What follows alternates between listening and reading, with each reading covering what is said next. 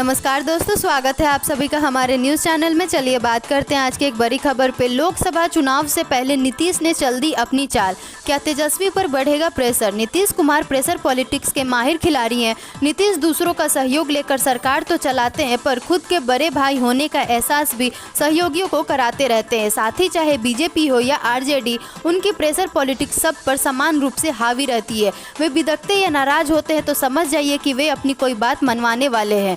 अगले साल यानी 2024 में लोकसभा का चुनाव होने वाला है। 2025 में बिहार विधानसभा के लिए वोट पड़ेंगे। नीतीश का प्रेशर पॉलिटिक्स का पैंतरा अभी से चालू है। सीटों के बार्गेन के लिए उनकी ऐसी कवायद अक्सर दिखती रही है। बीजेपी ने 2014 में बिहार में लोकसभा की 40 में से 22 सीटें अकेले जीती थी। नीतीश कुमार की जेडीयू को सिर्फ 2 सीटें ही मिली थी। 2017 में लालू यादव की पार्टी आरजेडी का साथ छोड़कर नीतीश ने बीजेपी से रिश्ता गांठ लिया था।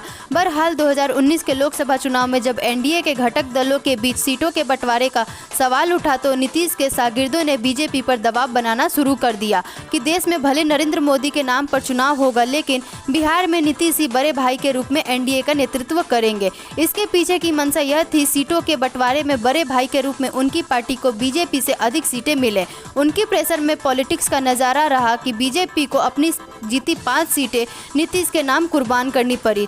2014 में 2 सीटों पर जीतने वाले जेडीयू ने बीजेपी पर दबाव बनाकर उसके बराबर यानी 17 सीटें हथिया ली। चुनाव में जेडीयू के 16 उम्मीदवार जीत भी गए। दरअसल नीतीश कुमार की प्रेशर पॉलिटिक्स एक बार फिर इसलिए शुरू हुई है कि अगले साल लोकसभा के चुनाव होने हैं। नीतीश को पिछली बार बीजेपी ने अपने बराबर सीटें दी थी।